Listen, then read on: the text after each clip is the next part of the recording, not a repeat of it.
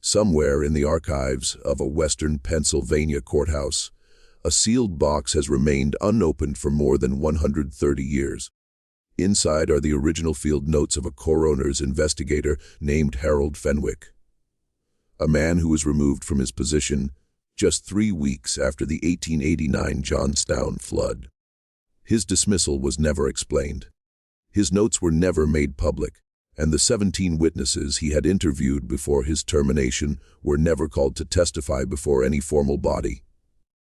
Of those 17, 9 died before the year was out. Not from the flood, that was already over.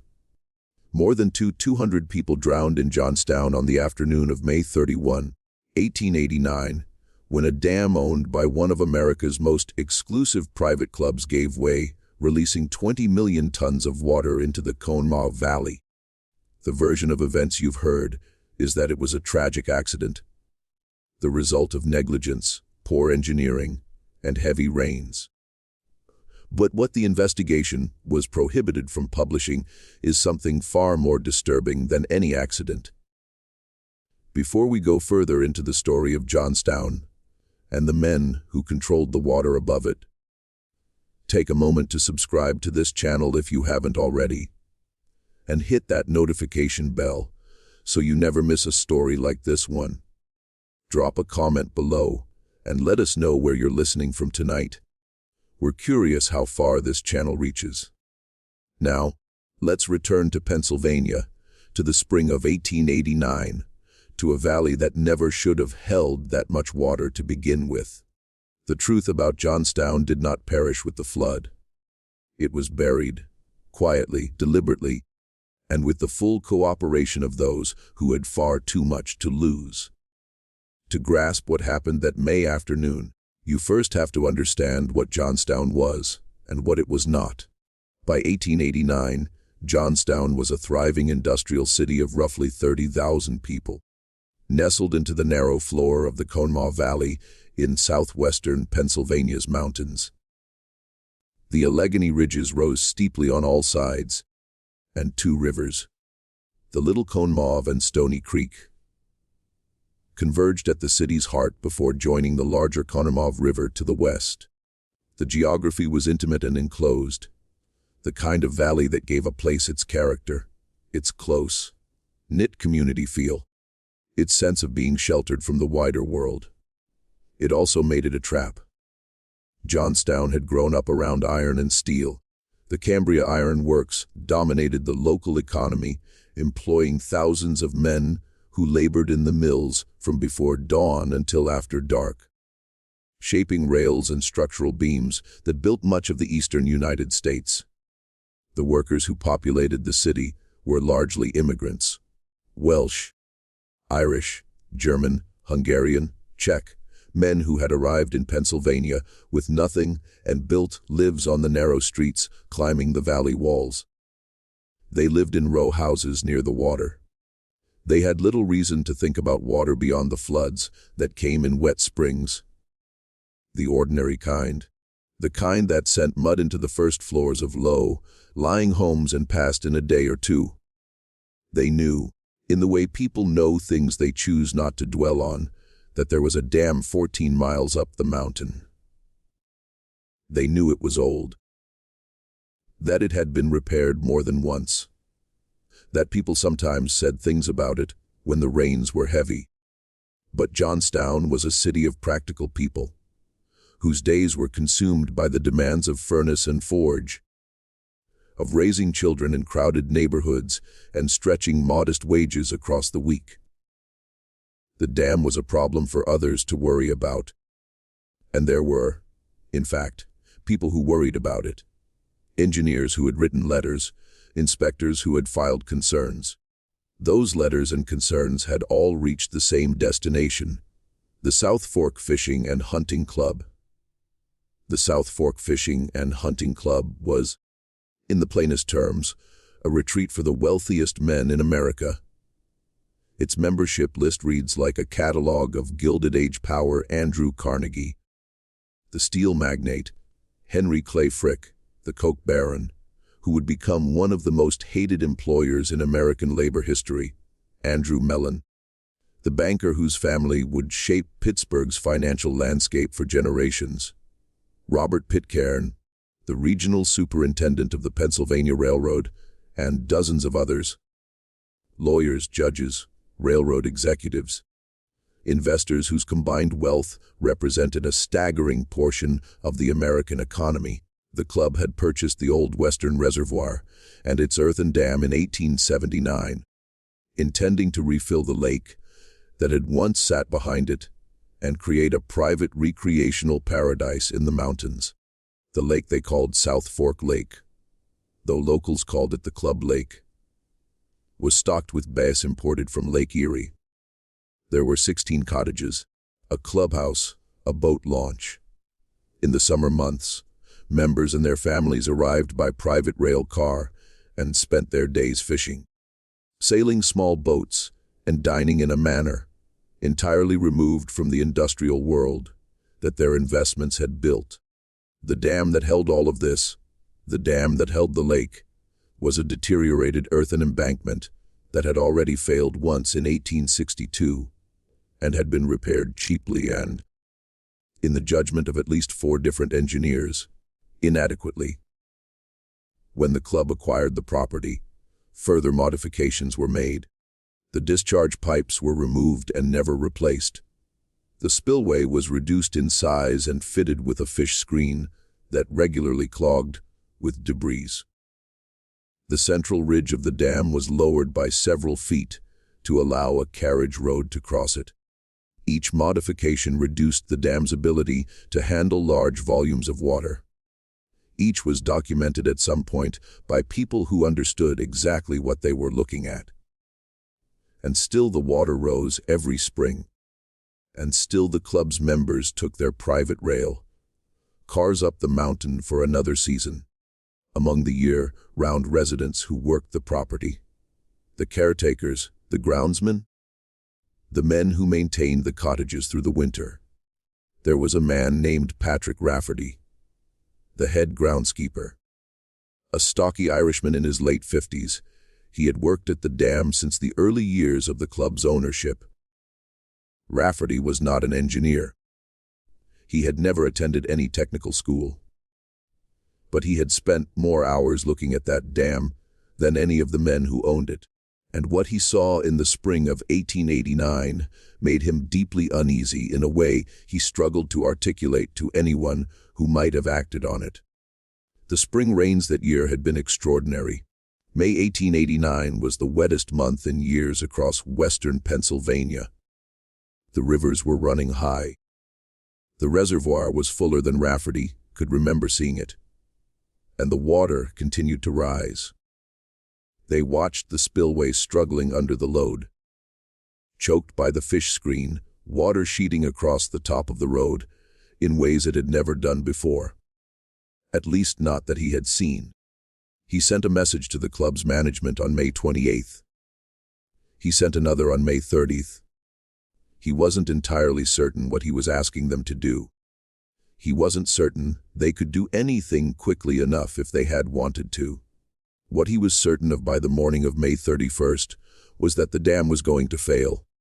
May 31st, 1889, began like most spring days in western Pennsylvania. Overcast, the air thick with moisture, the smell of rain already in the ground. By mid-morning, the rain that had been falling for 2 days was intensifying rather than easing, driven by a storm system that had stalled over the region. The streams feeding into the reservoir were running white. The lake surface, which on summer days was the color of slate and glass, was now a churned gray sheet advancing steadily toward the crown of the dam. Patrick Rafferty had not slept. He had spent the early morning hours watching the water, walking the top of the embankment in the rain, listening to sounds he could not name. A deep, low trembling in the earth beneath his feet that might have been thunder echoing off the ridge lines, or might have been something else entirely. The fish screen in the spillway was hopelessly clogged. He and 2 other workers had tried to clear it in the dark hours before dawn, wading into the freezing overflow with rakes and bare hands, and had failed. The water was coming over the road in a sheet several inches, deep and deepening. Shortly before noon, Rafferty sent a young worker, a 17-year-old from the village of South Fork named Daniel Coyle, on horseback down the mountain to warn the communities in the valley below. Coyle was not the first messenger that spring, or even that season. Warnings about the dam had been sent so many times over the years that there was a phrase in Johnstown for them: crying the lake. Most people had stopped listening. When Coyle arrived in South Fork Village, he warned the telegraph operator, who relayed messages down the valley. By early afternoon, some warnings had reached Johnstown. They were, as they had always been, largely disregarded. At 3:10 in the afternoon, the South Fork Dam failed. It did not fail dramatically in a single explosive moment. It failed from the center, in the way old earthen dams do. The water finding a soft path through the embankment, widening it, the earthen core softening, and then simply giving way. Within 45 minutes, the entire dam had been swept aside, and the lake, a body of water roughly 2 miles long, a mile wide, and in places 60 feet deep, was moving as a single mass down the Conemaugh Valley. The wave struck Johnstown at approximately 4:07 in the afternoon. It arrived not with the sound of water, but with the sound of the mountain. Survivors described it as a roar that seemed to come from everywhere simultaneously, from the ground and the air at once. A sound unlike anything they had ever heard. Not thunder, not a train, but something older and more absolute. Those close enough to see it before it struck described a wall of brown and black moving debris, entire houses, locomotives, freight cars, trees, animals, the compressed material of 14 miles of a populated valley, moving at speeds survivors estimated at between 30 and 40 miles per hour. The wave struck, destroyed, and moved on in a matter of minutes. When it was over, Johnstown was gone. 209 people died. Many were never found. Many who were found were identified only by fragments of clothing or jewelry. The scale of the loss was so enormous that it overwhelmed the capacity of any organized response for days. And in that interval, in the smoking, debris-choked ruin of what had been a city, survivors began to emerge from wherever they had taken shelter and to make sense of what had been done to them. The relief efforts that arrived in the days following the disaster were genuine and substantial. The American Red Cross, in only its second major operation, arrived under Clara Barton, who remained in Johnstown for 5 months. Money and supplies poured in from across the country and from abroad. The outpouring of public sympathy was immediate and enormous. What came more slowly, and what shaped the darker history of what followed, was the question of accountability. In the first weeks after the flood, newspapers across the country ran editorials calling for prosecution of the club's members and management. The Pittsburgh papers were particularly aggressive. The logic seemed straightforward. The club had owned a structurally compromised dam, had been warned about its condition by engineers and their own employees, had made modifications that reduced its safety, and had failed to take adequate corrective action. 200 people were dead. Someone had to answer for it. The legal proceedings that followed were, in the dry language of the courts, inconclusive.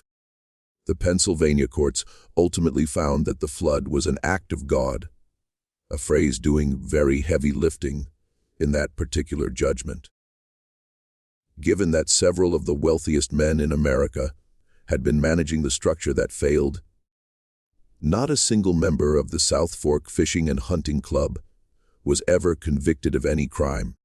Not one paid $1 in court, ordered damages to any victim or family. When the club quietly dissolved in the years following the disaster, its members dispersed back to their mansions in Pittsburgh and their counting houses in New York, largely untroubled. What they left behind in Johnstown was not merely a ruined city.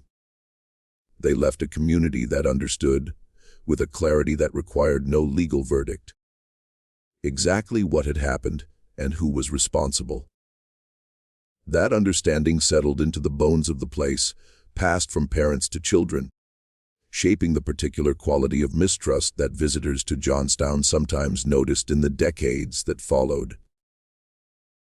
A reflexive skepticism toward institutions, toward the official version of events, toward the men in Pittsburgh who spoke of the disaster, in the past tense, long before the people of the valley were finished grieving.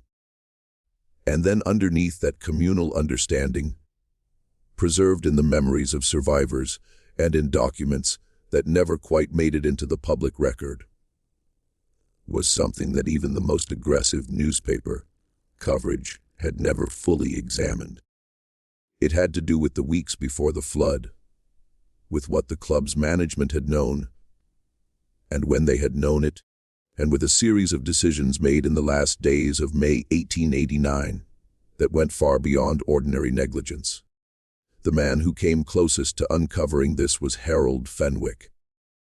Fenwick was a deputy coroner from Cambria County, a methodical man in his early 40s who had worked as a surveyor before entering county service, and who brought to his coroner's work the same habits of documentation and measurement that had shaped his earlier career. He was not political. He had no particular connection to the labor movement or to the reform causes that were beginning to reshape American civic life in that era. He was simply a man who believed that the dead deserved an accurate accounting. In the weeks after the flood, as the official investigations were being organized and the legal machinery was beginning its slow turn toward exoneration, Fenwick was conducting his own methodical inquiry. His mandate was technically narrow: to document the causes of death for the victims within his county's jurisdiction. But Fenwick was the kind of man who followed threads wherever they led.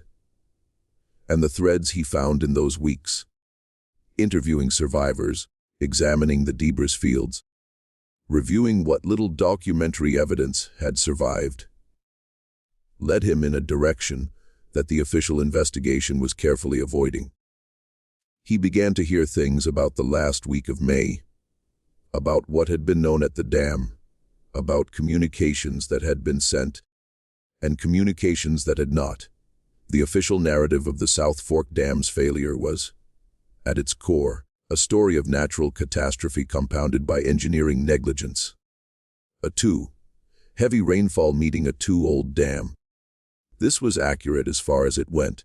The problem, as Fenwick was discovering in the late summer of 1889, was how far it went. Before we go further, because this story is only getting darker.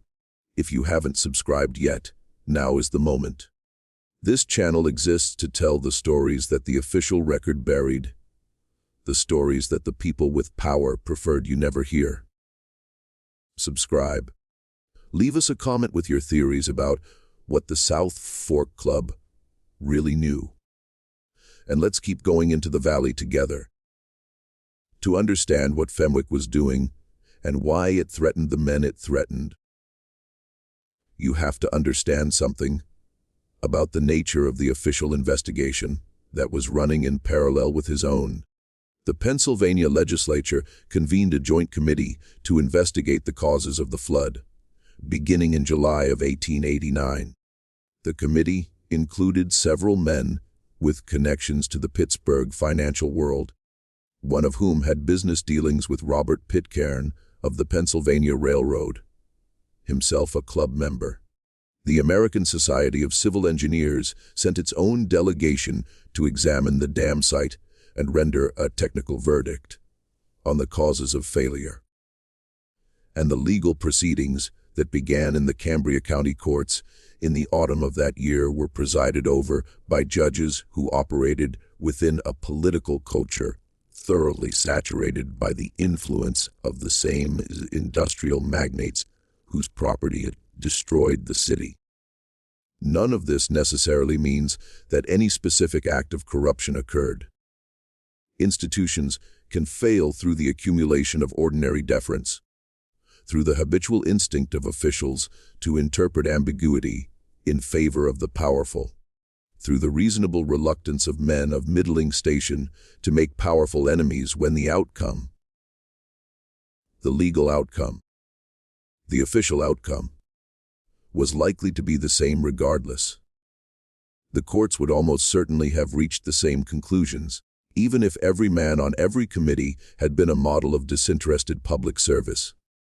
The law of 1889, Pennsylvania, as it applied to questions of property liability and natural disaster, was simply not equipped to hold wealthy men accountable for the structural choices they made on private land, even when those choices killed thousands.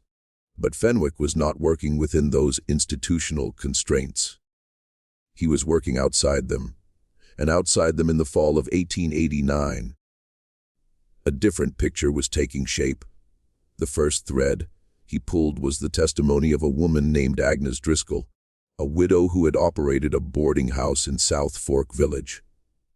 Driscoll had survived by climbing to a roof and then to a nearby hillside, and she had returned to her ruined property within days. What she told Fenwick, in a deposition he recorded in his field notebook, was that in the 2 days before the flood, she had seen men she did not recognize arriving at the dam on horseback. Not the usual workers, not Rafferty and his crew, but men in better clothing, men who rode with purpose and left quickly. She had assumed they were engineers or club officials, come to assess the situation. She thought nothing of it at the time. Fenwick noted this and moved on. But over the following 2 weeks, he heard variations of the same account from 3 other residents of the South Fork area. A farmer named Josiah Kern, who had watched from his upper pasture as riders came and went along the dam road.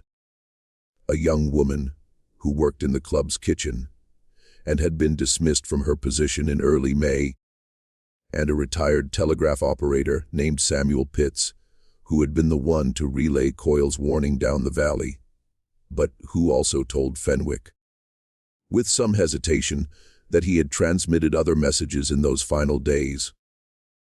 Messages originating from the club's property, directed to addresses in Pittsburgh that had struck him at the time as unusually specific about the dam's condition. Pitts could not recall the exact language of the messages he had transmitted. He processed dozens each day, and the flood had been weeks in the past by the time Fenwick reached him. But he was clear on one thing: the messages were not routine operational communications. They were urgent, and they were addressed to men whose names Pitts recognized from the newspapers, men who appeared on the membership lists of the South Fork Fishing and Hunting Club. Fenwick asked Pitts directly, did he retain copies of the messages he transmitted? Telegraph operators were not required to keep copies of private messages in the ordinary course of their work. But some did, out of professional habit or personal caution. Pitts told him he had retained nothing. His logbooks from that period, which would have shown at minimum the volume and frequency of traffic he transmitted in the days before the flood, had been reviewed by a representative of the Western Union Company in the weeks after the disaster. That review was framed as part of a routine damage assessment. Pitts's logbooks were taken for examination and never returned. Fenwick noted this without comment in his field notebook, but in his private correspondence with his brother. In law, he was more explicit. The telegraph records he wrote in September of 1889 appear to have been made unavailable at the same time as they would have become most relevant. This was one of the moments in Fenwick's investigation where the individual threads, each explicable on its own, began to form something that felt less like coincidence and more like architecture. He pressed further in other directions. He located a carpenter named Thomas Geary, who had done repair work on the club's cottages in April, and who mentioned in an offhand way that 2 of the cottages had been cleared of valuables in the 3rd week of May. Furniture moved to storage, decorative items packed and removed, which Geary assumed was an early seasonal closing. Fenwick noted that this was 3 weeks earlier than the club's usual end of season date.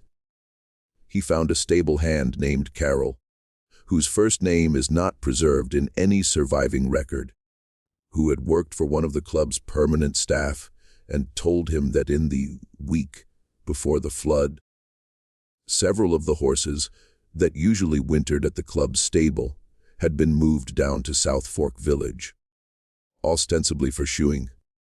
But the stable hand thought it unusual, because the horses had just been shod 2 weeks prior.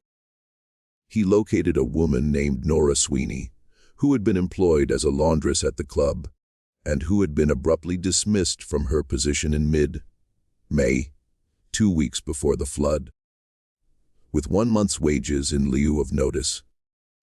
An unusual arrangement that she had assumed reflected some dissatisfaction with her work, though she could identify nothing she had done to merit it. She had been one of 3 domestic workers let go in that same week. When Fenwick attempted to find the other 2, he discovered that one had returned to County Cork, Ireland, and the other had moved to a boarding house in Altoona, whose proprietor had no forwarding information.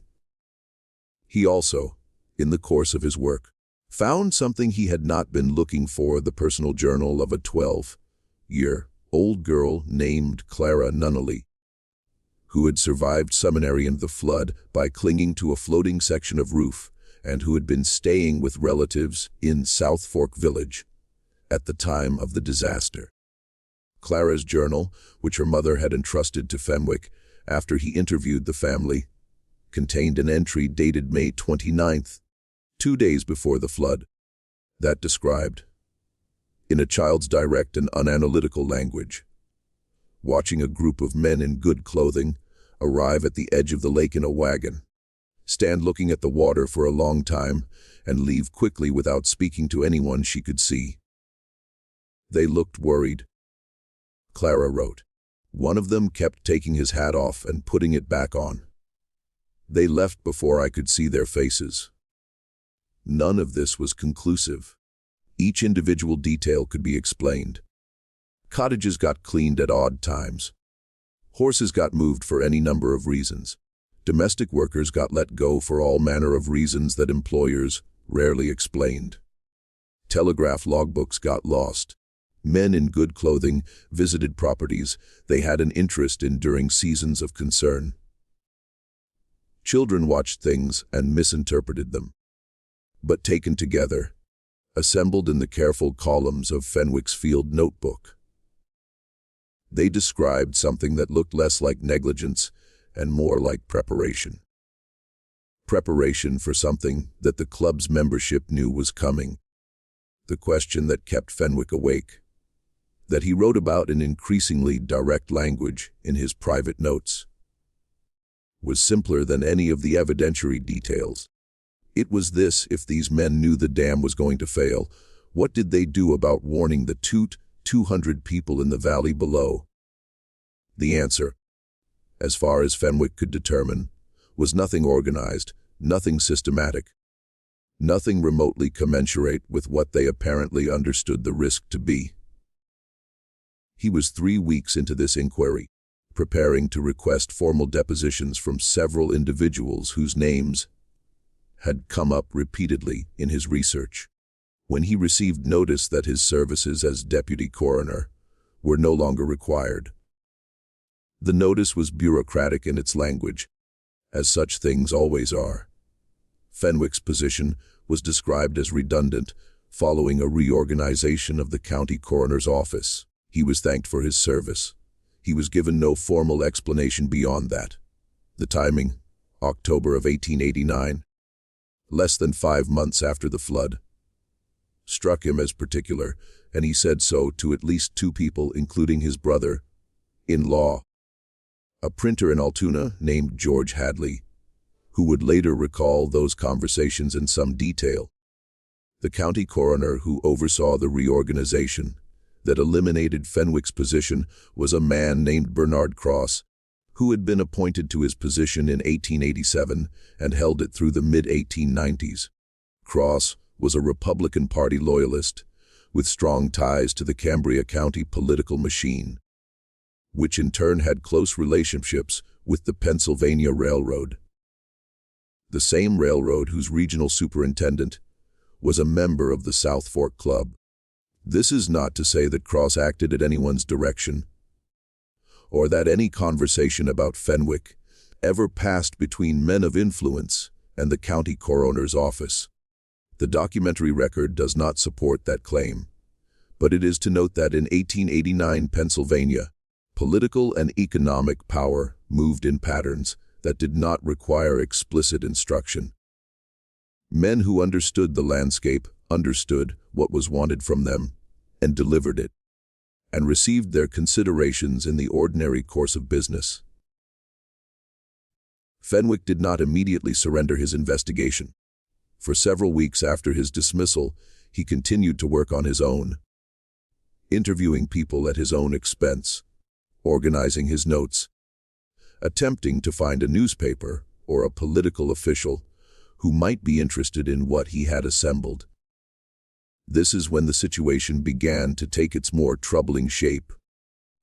The first person to rebuff him was an editor at the Pittsburgh Commercial Gazette, a man named Eldon Harp, who listened to Fenwick's account, reviewed several pages of his notes, and then told him that the paper was not in a position to pursue this line of inquiry at the present time. Harp was not rude about it. He was, Fenwick noted in a letter to his brother-in-law, apologetic, genuinely apologetic, in a way that suggested the refusal was not his preference. He looked at the pages for a long time, Fenwick wrote, and then he looked at me for a long time, and when he spoke, it was in the tone of a man explaining why he cannot swim across a river, not in the tone of a man who has decided he does not wish to. The Pittsburgh newspapers in 1889 existed in a particular relationship with the men whose names appeared on the South Fork Club's membership roster. Carnegie and Frick and Mellon and Pitcairn were not merely subjects of coverage. They were, in various ways, the economic substrate on which the entire Pittsburgh press depended. Their advertising money, their political connections, their relationships with the paper's owners. These were not abstract considerations. They were the daily reality of publishing in a city that those men largely owned. A newspaper editor who ran an aggressive investigation into the club's foreknowledge of the disaster was not simply challenging powerful men on a single story. He was threatening his publication's access, his publication's revenue, and potentially his publication's relationship with the political figures whose cooperation made journalism in Pittsburgh possible at all. This was a calculation that could be made in a matter of seconds, without any explicit communication from anyone, by any sufficiently experienced editor in the city. Fenwick tried 2 other papers. He received similar responses, polite, regretful, but immovable. At one of them, a junior reporter spoke to him briefly, after his meeting with the editor in the corridor outside, and told him in a low voice that the paper had been approached in the weeks after the flood by a representative of one of the club's larger membership investors, and asked, not demanded, asked politely, in the manner of a request between parties who both understand the circumstances, to ensure that its coverage of the disaster focused on the relief and recovery efforts, rather than on questions of legal accountability. The junior reporter did not know the name of the representative. He had not been in the meeting. He was telling Fenwick what he had heard in the office. Fenwick then attempted to bring his notes to a state assemblyman from the Johnstown district, a man named Robert Cassidy, who had been among the most vocal early voices calling for accountability.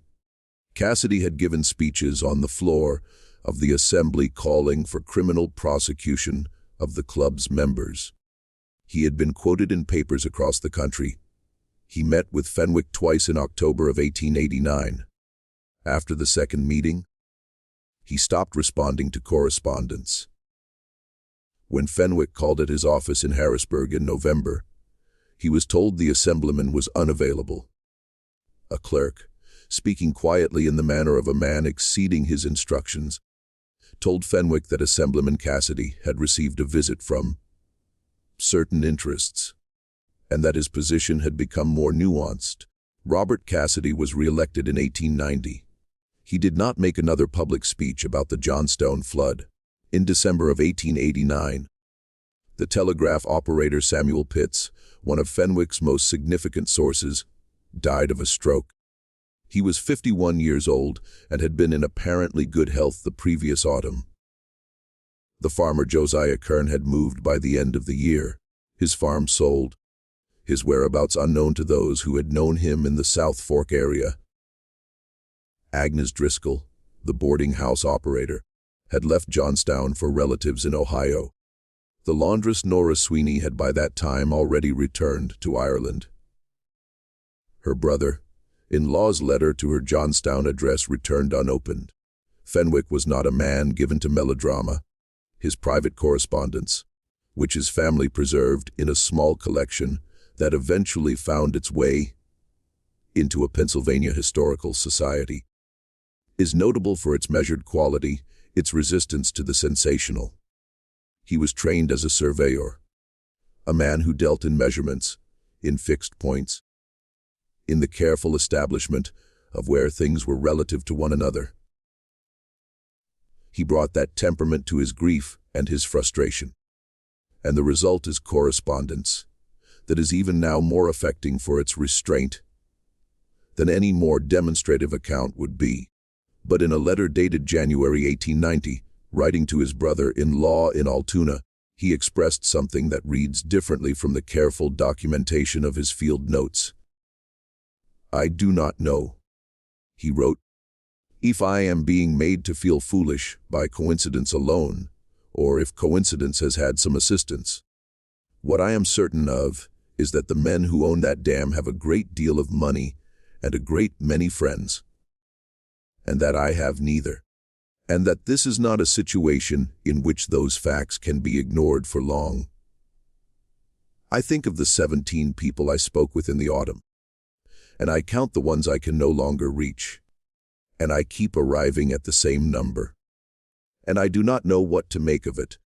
I do not know that there is anything sinister in it. I know only that I keep arriving at that number." By the spring of 1890, Harold Fenwick had gone quiet. He returned to survey work. He moved his family to a house in the southern part of Cambria County, away from Johnstown. His field notes from the flood investigation, the 17 depositions, the observation logs, the columns of compiled testimony, disappeared from the public record. His brother-in-law later said he had given them to Fenwick to keep for him, but that Fenwick had eventually said they were lost in a move. There is one other piece to this. In March of 1890, a fire destroyed a portion of the South Fork Village building that had housed the telegraph office, a building that also contained, in a back room used for storage, boxes of old equipment and office materials from the operations of previous years. The fire was attributed to a stove that had been left burning. No one was injured. The building was rebuilt within the year. Among the materials destroyed, according to a brief note in a local newspaper's coverage of the incident, were various papers and records of the telegraph station. What exactly Harold Fenwick knew, and what had been done to prevent that knowledge from reaching the public, is a question that the surviving documents can only suggest and never answer completely. But the shape of what he found, reconstructed from his private correspondence, from his brother-in-law's later recollections, from the fragments of testimony that have surfaced in various historical collections over the decades, points toward a conclusion that the courts of Pennsylvania never reached, and that no official investigation ever examined.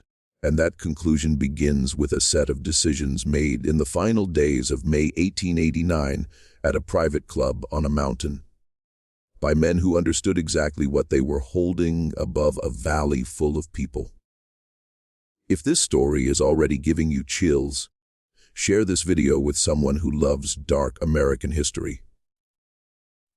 Hit that like button to help us keep telling these stories, and subscribe so you don't miss what happens next in Johnstown, because what the investigation was forbidden to publish goes deeper than any of us expected. The South Fork Fishing and Hunting Club held its last full meeting of the spring season on May 26, 1889. This is a matter of established historical record. Several members' diaries confirm it, and the club's own limited surviving documentation references it. What has received less examination is what was discussed at that meeting, and what decisions were made in its aftermath. To reconstruct this requires moving carefully between documented facts and the testimony Fenwick collected. Testimony that was never formalized, never entered into any legal proceeding, and that must therefore be treated with appropriate care. But the pieces, arranged in sequence, form a coherent and deeply disturbing picture. By May 26th, the lake behind the South Fork Dam was at its highest recorded level. The rainfall that month had been extraordinary, approximately 6 inches in the first 3 weeks of May alone, with more coming. The club's management, including its president and several of its more technically minded members, had received assessments of the dam's condition from at least 2 people with engineering backgrounds, and those assessments were not encouraging. To understand the weight of those assessments, you have to understand what the club's modifications had done to the dam's safety margins. When the Commonwealth of Pennsylvania had built the original dam in the 1840s as part of a state canal system, it had included a system of iron discharge pipes running through the base of the embankment.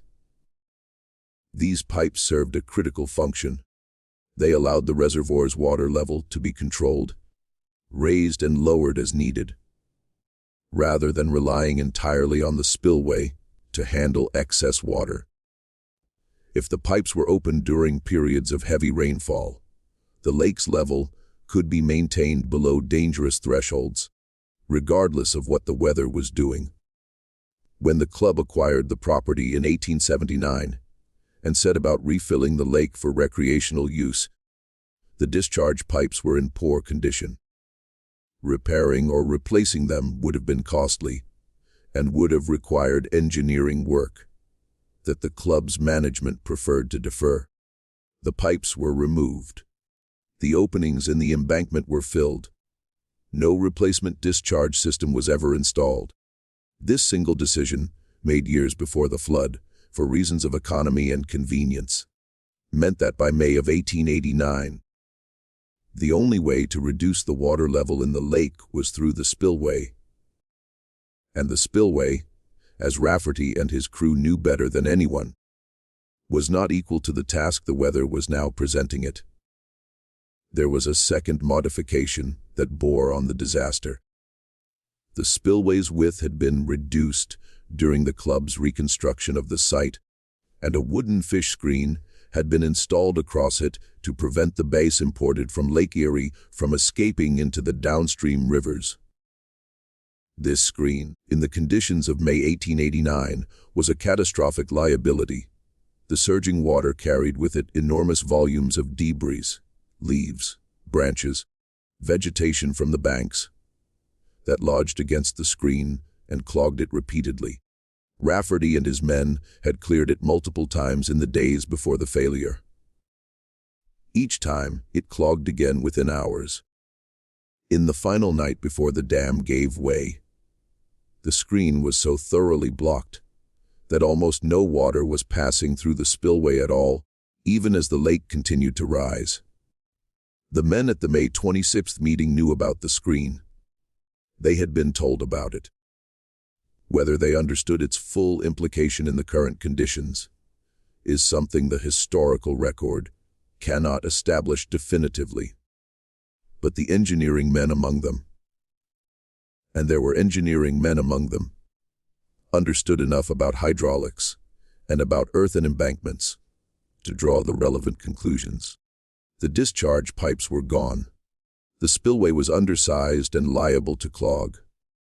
The lake was at its highest recorded level and rising. More rain was forecast. The embankment's structural quality had been questioned for years.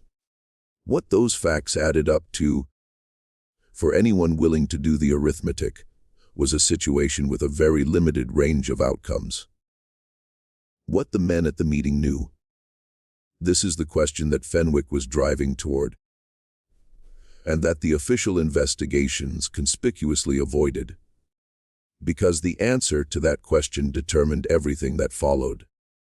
Not whether the dam failed, which was ultimately an engineering and meteorological matter, but whether the people downstream had any warning that was proportionate to the risk those men understood existed. Fenwick's notes, as reconstructed from his surviving correspondence, indicated that he had obtained testimony suggesting the meeting of May 26th included a direct discussion of the dam's safety. A discussion in which at least one member with engineering knowledge stated plainly that the dam could not hold under the current unprojected conditions. This was not unanimous. Other voices argued that the dam had held before in difficult conditions and would hold again. There was discussion of dispatching workers to attempt emergency repairs on the spillway, clearing the fish screen, reinforcing the road across the embankment's crown. There was discussion of what could be done. The carpenter, Thomas Gary, whose testimony about the cottage valuables Fenwick had recorded, also mentioned something else, something he had considered unrelated at the time and mentioned only as an afterthought. He had been summoned to the club property on the afternoon of May 26th to make minor repairs to a window frame in the main clubhouse. While waiting in the hallway for an attendant to bring him the necessary materials, he had heard through the closed door of what he understood to be a meeting room the voices of several men in what sounded like a heated discussion. He could not make out most of what was said, but he heard clearly the words, "If it goes entire, and that is God's doing, not ours." He did not know who said it. He did not know the full context. He had not thought of it again until Fenwick asked him, with the careful patience of a trained investigator, to describe everything he had seen and heard on his visits to the club property in the weeks before the flood.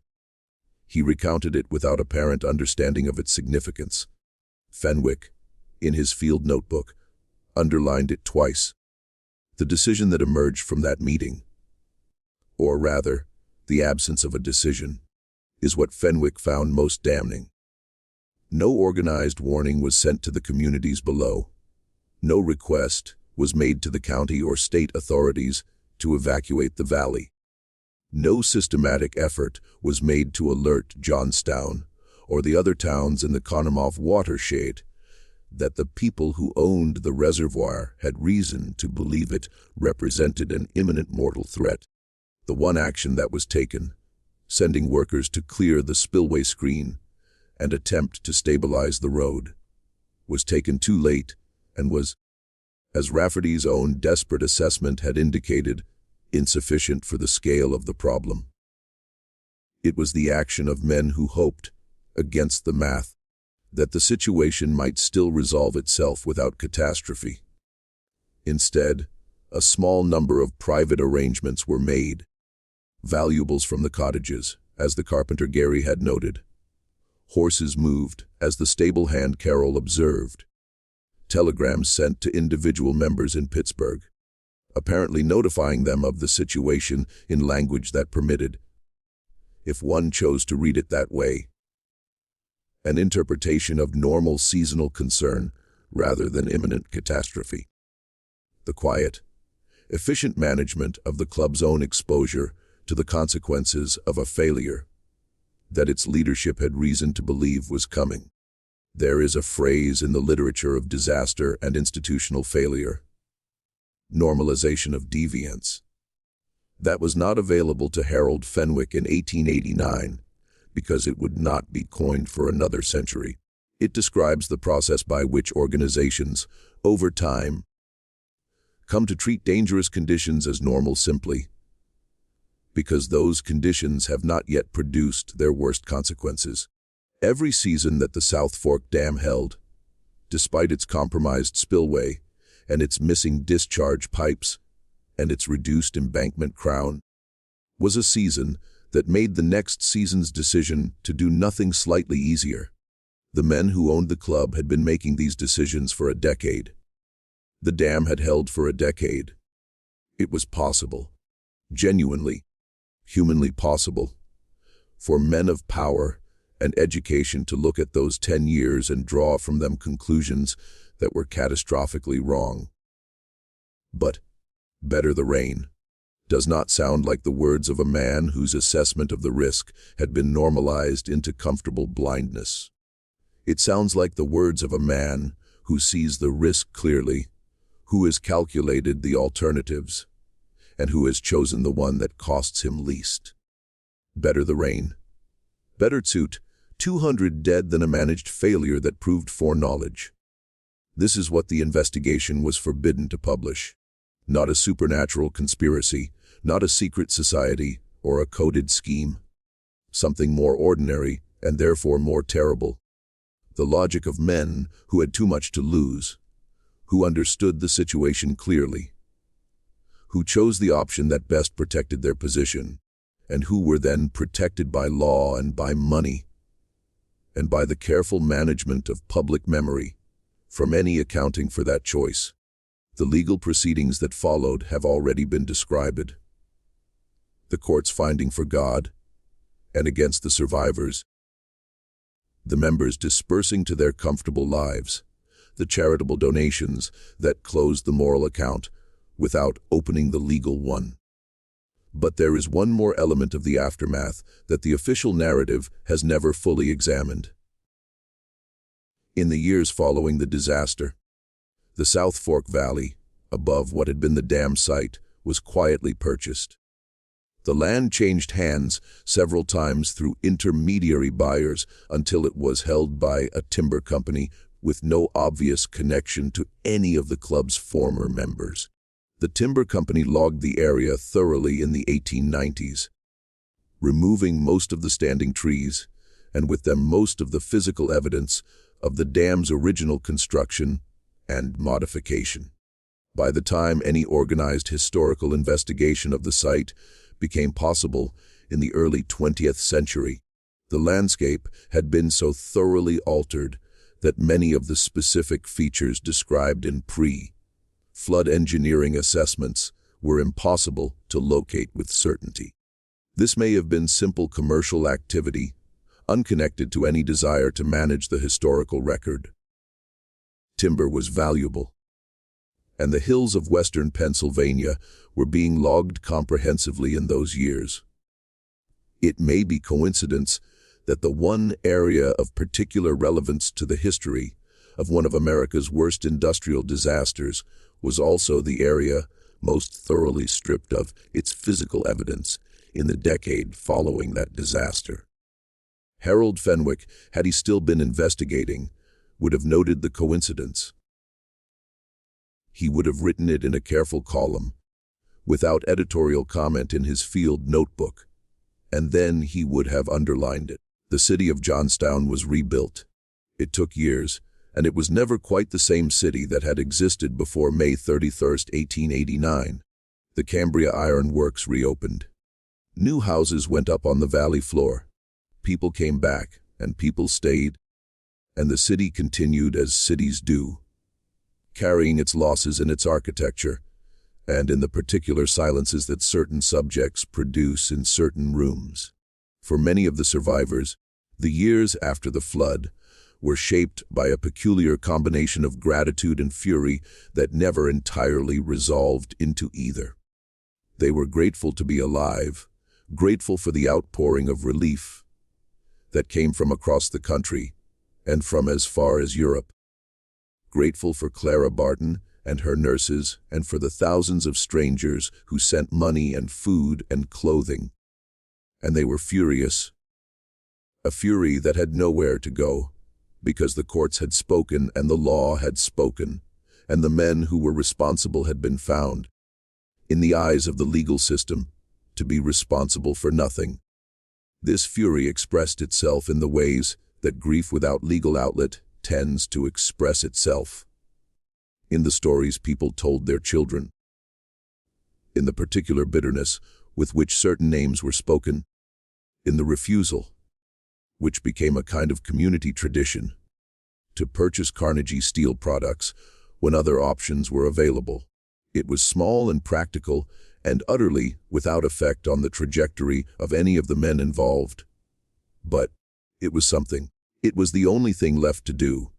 Patrick Rafferty, the groundskeeper who spent the last night before the flood walking the embankment and listening to the earth move beneath him, who sent Daniel Coyle down the mountain with a warning that arrived too late to make any practical difference. Rafferty died in 1892. He gave no interviews in the years between the flood and his death. Those who knew him in South Fork said he was not a man who talked much about that night, or about what he had seen, or about the messages he had sent and the responses he had not received. He drank more than he had before. He went to Mass every morning, which he had not always done. These are the accommodations that men make with the things they carry. Daniel Coyle, the 17-year-old who rode down the mountain with the warning, survived to old age. He gave a single recorded interview in the 1920s to a local newspaper. When asked whether he felt he had done everything he could, he said yes. He had done what he was sent to do. When asked whether he thought the warning could have saved more people if it had been sent earlier, he was quiet for a long moment before answering. He said, "There was a time when it could have saved everyone, but that time had passed before I rode. The South Fork Dam was never rebuilt. The lake drained completely in the hours after the failure, leaving a broad mud flat where the water had been. Over the following decades, the forest reclaimed it. Today, the site is part of the Johnstown Flood National Memorial, maintained by the National Park Service. You can walk the outline of where the dam stood. You can see the ghost of the lake bed in the vegetation patterns of the valley floor. There are markers and interpretive signs, and the visitor's center that tells the story of the disaster with the careful, measured language of official commemoration. It is a quiet place, the kind of place that does not announce what happened there, and the memorial does not include a marker for Harold Fenwick. Harold Fenwick's sealed box, if it exists, has not surfaced in any archive that historians have publicly documented. It may be exactly what the oral tradition around it suggests. A box of notes from an investigation that was shut down before it could reach any conclusion. It may contain evidence that would, even now, after a century and a third, clarify the degree of foreknowledge that existed in the last days of May. It may contain nothing more than the documentary detritus of an inquiry that ran out of time and authority before it could assemble its case. Or it may simply be a story, the kind of story that communities tell themselves about their wounds, that gives shape and agency to catastrophe, that replaces the unbearable arbitrariness of disaster with the more bearable, yet more enraging, narrative of human choice and human betrayal. But here is what is not a story. The South Fork Dam was structurally compromised, and the men who owned it knew it. Engineering opinions to this effect were delivered and documented. The modifications made to the dam after the club acquired it reduced its safety margins in ways that experts warned about at the time. In the final days before the failure, the club staff on site clearly understood that a catastrophic failure was likely, and the communications sent in those days clearly reached club leadership in Pittsburgh. And yet, no organized warning, nothing proportionate to the scale of the risk, was sent to the people in the valley below. Whether this represents criminal negligence, conscious decision-making, or some more complicated mixture of denial and self-interest. The particular moral failure of people who have spent their lives being insulated from the consequences of their choices. That question was never formally adjudicated, and now never will be. What was adjudicated in the slow court of public memory is something different. The names of the South Fork fishing and hunting clubs members remained associated with the flood for the rest of their lives. Carnegie's philanthropies, the libraries, the concert halls, the endowments, were sometimes received with gratitude, and sometimes with a coolness that had to do with what people remembered. Carnegie himself acknowledged the flood only obliquely in his autobiography, written near the end of his life. He did not describe the May 26th meeting. He did not discuss the engineering assessments his club had received.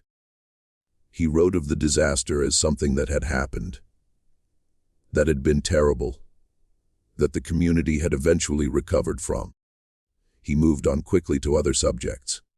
Frick, who was confrontational by nature and made no apologies for anything, survived being shot by an anarchist in 1892 and died in 1919. Having spent the intervening decades accumulating one of the great art collections in American history, now housed in the museum in New York that bears his name. The Frick collection is one of the finest small museums in the world. His connection to Johnstown is not among the first things visitors are told. Mellon rose to become Secretary of the Treasury under 3 presidents. Pitcairn retired in comfort. Not one of them ever publicly addressed what had been decided, or not decided, at that last May meeting of 1889. The 17 witnesses that Harold Fenwick interviewed in the autumn of that year scattered and diminished in the ways that people do. Some died as people die, some moved as people move. The specific cluster of departures and deaths in the months following Fenwick's dismissal may be coincidence, as such things usually are. Or it may be something that the surviving documents suggest, but can never prove. What the Johnstown Flood asks us to consider, what it has always asked beneath the official story of rainfall and earthen embankments and inadequate spillways, is what we are willing to examine about the relationship between private wealth and public safety, between the men who hold the water and the people who live below it. That relationship did not end in 1889. It has continued in different forms, at different dams, in different valleys, in every era since. The particular men of the South Fork Club are long dead. The particular lake they held is gone. But the structure of the decision, the logic of better the rain, the preference for catastrophe over accountability, is not a historical curiosity. It is a recurring feature of how concentrated power behaves when its interests and the public interest come apart. Suit 209 people drowned in Johnstown on the afternoon of May 31, 1889. Their names are preserved in the memorial records. Their faces appear in the photographs that survived. Working faces, ordinary faces, the faces of people who had been told by their circumstances not to worry about the water above them. Harold Fenwick wanted to tell them, wanted to tell their surviving children and their grandchildren what had really happened. He did not succeed. Whether he was stopped by the specific actions of powerful men or by the more diffuse weight of a system in which powerful men rarely needed to act directly to achieve the outcomes they preferred. We cannot now say with certainty. What we can say is that he tried. That he spent his autumn of 1889 in the ruins of a city interviewing people who had lost everything, assembling a record that no court ever received and no newspaper ever published. And that somewhere in western Pennsylvania, in an archive or a courthouse or the back room of a building that has changed hands several times in the intervening century, the possibility exists that his field notebook is still there, waiting in a sealed box in the dark, holding whatever it is that the investigation was forbidden to publish. This mystery shows us something that history has demonstrated again and again, that the distance between negligence and decision can be very small, and that the men with the power to reveal that distance are often the same men with the greatest interest in obscuring it. The sealed box, if it exists, is not merely a historical curiosity. It is a reminder that official records are assembled by people with interests, and that what a community remembers and what the record preserves are not always the same thing. What do you think of this story? Do you believe that Harold Fenwick found what it sounds like he found? Do you think the "better the rain" account is credible? Or is it the kind of thing that communities invent around their worst injuries? Do you think the sealed box exists? And if it were opened today, what do you think it would contain? Leave your comment below. We read every single one of them, and your theories matter to how we tell these stories. If you found this story compelling, and if you think more people should know what the official history of Johnstown left out, subscribe, hit the notification bell, and share this video with someone who loves dark American history. The stories we tell here are the ones that didn't make the final cut of the official record. The ones that got sealed in boxes, reassigned, lost in moves, that burned in fires that no one quite explained. They deserve to be heard. We'll see you in the next one.